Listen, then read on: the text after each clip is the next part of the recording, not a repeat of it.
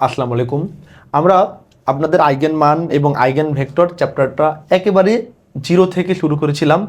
এর আগের ক্লাসে আপনাদেরকে ক্যালি হ্যামিল্টন উপপাদ্য প্রমাণ করে দিয়ে আমরা চ্যাপ্টারটা ক্লোজ করেছি। এই চ্যাপ্টারে আর এমন কিছু বাকি নেই যেটা আপনার এক্সামে আসবে। এক্সামে যেগুলো আসবে সেগুলো সবগুলো আমাদের করা হয়েছে, আপনাদের যেগুলো হোমওয়ার্ক দেওয়া হয়েছে সেগুলো নিজ দায়িত্ব আপনাদের করতে হবে। কারণ হোমওয়ার্ক মানে কি, হ্যাঁ ওই হোমওয়ার্ক তো আমি করবো না, তাই না? আমরা একটা দুইটা করে দিয়েছি, দেন ওই রকম টাইপের ম্যাথগুলো আপনাকে করতে হবে। আপনি করার পর যদি কোনো জায়গায় বুঝতে না পারেন, উত্তর না মিলে, সেটার জন্য আমরা আছি। আমরা সবসময় আপনাদের পাশে আছি। তো দেখেন, আজকে আমরা এই চ্যাপ্টার শেষ করার পর আজকে আমরা বোর্ড কোশ্চেনগুলো অ্যানালাইসিস করবো যে কেমন ধরনের প্রশ্নগুলো আমাদের বোর্ডে আসে। তো আমাদের প্রথম প্রশ্ন হচ্ছে, ভাইয়া প্রমাণ করো যে 1 minus I 3 plus I 1 plus I 3 2i 3 minus I minus 2i minus 2 ম্যাট্রিক্সের সকল আইগেন মান বাস্তব। আমাকে দেখাতে বলছে সকল আইগেন মান বাস্তব। তো এরকম টাইপের ম্যাথ আমরা করেছি, যেটা দেখেন মেজর 2010, 2014 এবং 2016 সালে এসেছিল। তারপর কোশ্চেন নম্বর 2, ম্যাট্রিক্সের সকল আইগেন মান নির্ণয় করো। আইগেন মান মানে কি? ল্যামডা এর মান, যেভাবে আমরা বের করেছি প্রত্যেকটা জায়গায়। দেখেন আমরা প্রথম থেকে শেষ পর্যন্ত আইগেন মান কিন্তু ছিল, প্রথম থেকে শেষ পর্যন্ত প্রত্যেকটা অঙ্কে আপনাকে আইগেন মান বের করতে হবে একেবারে। তাহলে এটা হচ্ছে 2012 এবং 2017 সালে এসেছিল।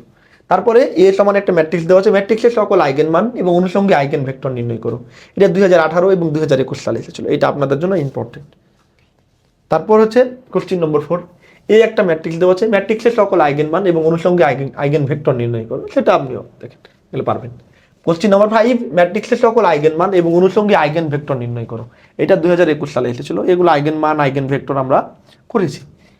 কোশ্চেন নম্বর 6, এ একটা ম্যাট্রিক্স দেওয়া আছে, ম্যাট্রিক্সের সকল আইগেন মান এবং অনুষঙ্গী আইগেন ভেক্টর নির্ণয় করো। এটা নন মেজর 2012 সালে এসেছিল।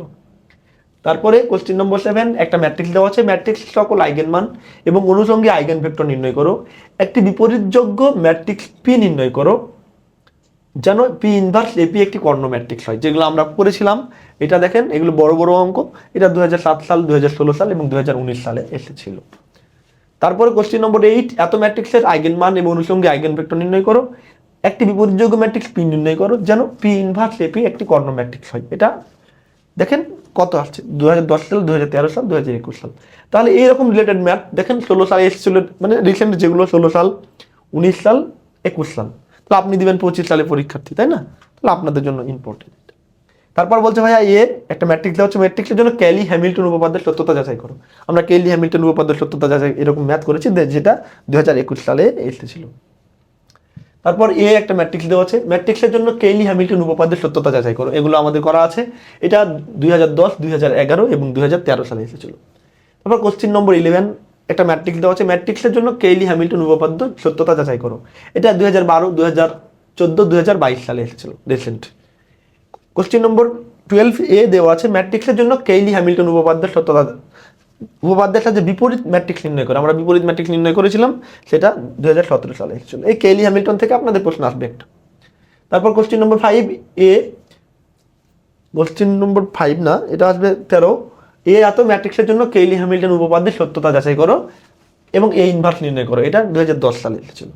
তারপর কোশ্চেন নম্বর যেটা আছে, কেইলি হ্যামিল্টন উপপাদ্যটি বর্ণনা ও প্রমাণ করো।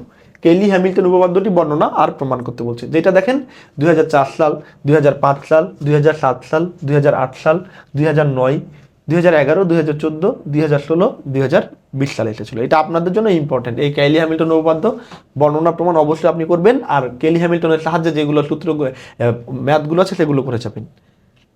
আর আইগেন মান আইগেন ভেক্টর এছাড়া এই চ্যাপ্টারে কিছু না। এই চ্যাপ্টার বলতে পারেন যে, যেমন বলে না যে ছোট মরিচের ঝাল বেশি, এরকম এই চ্যাপ্টার খুব বড় চ্যাপ্টার না কিন্তু, তবে বড় চ্যাপ্টার না হলেও এখান থেকে প্রশ্ন একটা বড় প্রশ্ন এবং একটা 10 মার্কের প্রশ্ন পাবেন।